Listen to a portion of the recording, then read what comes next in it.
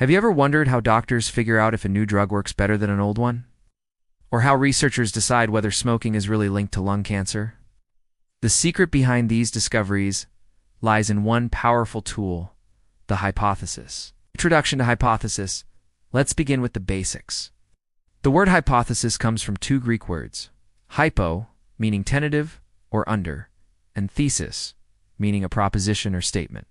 So, a hypothesis is a tentative statement or an educated guess about how things might work, especially in research. Let's take an example. Imagine you're a health researcher investigating whether prolonged exposure to air pollution increases the risk of asthma in children. Your hypothesis might be, children living in high pollution areas have a higher incidence of asthma than those in low pollution areas. This statement doesn't claim certainty. It sets up a possibility that you plan to test scientifically. Definitions of hypothesis. A more academic definition might be a supposition made to deduce conclusions consistent with known facts. In other words, if the logic and data support the hypothesis, then the hypothesis is likely to be true. Nature of a hypothesis. What makes it special? Let's understand the key characteristics that define a scientific hypothesis. 1. Conceptual basis. A hypothesis is not a wild guess. It's grounded in concepts and theories. Example: if you believe a certain gene mutation causes breast cancer, that hypothesis stems from conceptual knowledge in genetics and oncology. To verbal and declarative, it must be clearly stated, not just an idea in your head. There is a significant difference in wound healing time between diabetic and non-diabetic patients. 3. Relational. It proposes a relationship between two or more variables. Example: increased screen time is associated with poor sleep quality in adolescents.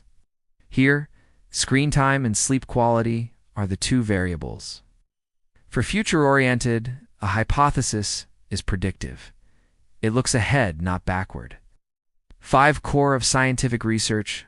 All good research is built around a hypothesis. It's the heart of any investigation. It's functions of a hypothesis. Why do we even need one? H. McCashin explained that hypotheses serve multiple crucial roles in research. Function 1. Starting point.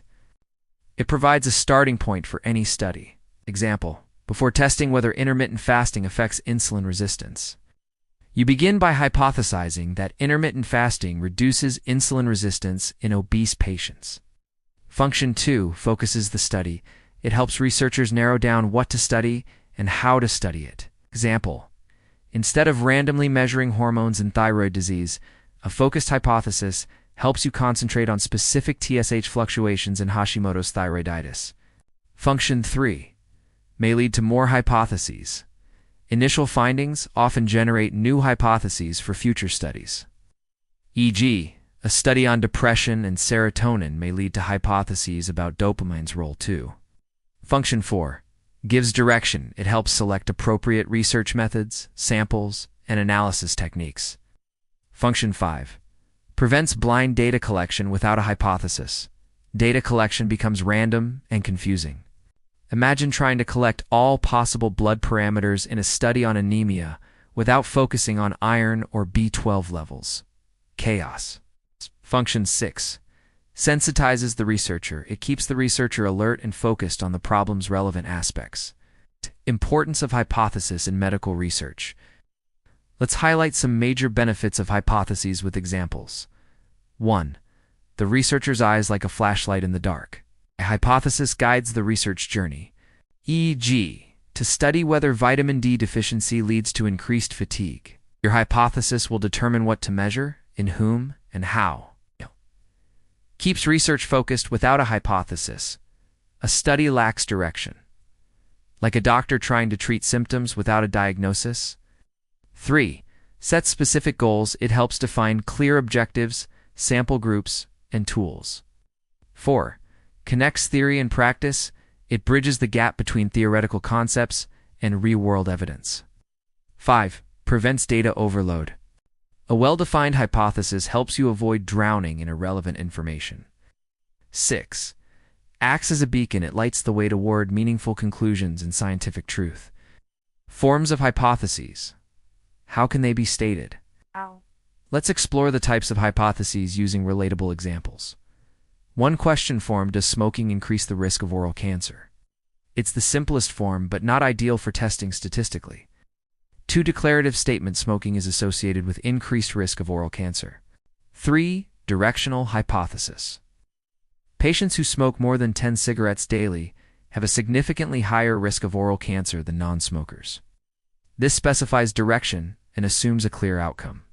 For non-directional null hypothesis, there is no difference in oral cancer risk between smokers and non-smokers. This is what statistical testing aims to reject or accept. This is crucial in clinical trials like comparing to hypertension drugs. You assume there's no difference between them until proven otherwise. How to formulate a testable hypothesis. Here's the stepwise approach. Step 1. Start with knowledge base, your hypothesis on existing research or observations. E.g., if you observe that many patients with long COVID report fatigue, you might hypothesize that mitochondrial dysfunction is associated with long COVID fatigue. Step 2. Define variables clearly. Be specific. What exactly are you measuring? Fatigue score. Mitochondrial enzyme levels. Step 3. Make it testable. Ensure your hypothesis can be verified using data and statistical methods. A good hypothesis should be clear, specific, measurable, based on logic and observation levels of reality and hypothesis. Operational versus conceptual in research. We work on 2 levels. 1 operational level. This is where we define variables in measurable practical terms. E.g., instead of just saying stress, you define it by cortisol levels or scores on a stress questionnaire. To conceptual level. Here, we link observed behaviors to broader theories. Cortisol might reflect chronic stress, which could link to the theory of allostatic load in chronic illness. A good researcher moves fluidly between these 2 levels, from practical measurement to broader understanding. Challenges in formulating a hypothesis. Yes, formulating a strong hypothesis is difficult. Here's why. 1. No clear theoretical background if you don't understand the subject deeply. Your hypothesis may be vague or irrelevant. E.g., hypothesizing about brain-gut interaction without understanding the microbiome will lead to weak studies. 2. Poor use of existing knowledge, even with good theory. Failing to apply it logically weakens the hypothesis. 3. Lack of research skills. Without knowledge of tools like statistical tests or study designs, it's hard to phrase a proper hypothesis. The power of hypothesis in medical science. Every treatment, every diagnosis. Every public health policy begins with a question, and that question is shaped by a hypothesis. So next time you read about a breakthrough drug or a new vaccine trial, remember it all started with a well-thought-out, testable, humble little statement. The hypothesis. If you found this video helpful, don't forget to like, subscribe, and click the bell icon for more deep-dive medical research topics. Got a hypothesis of your own? Drop it in the comments.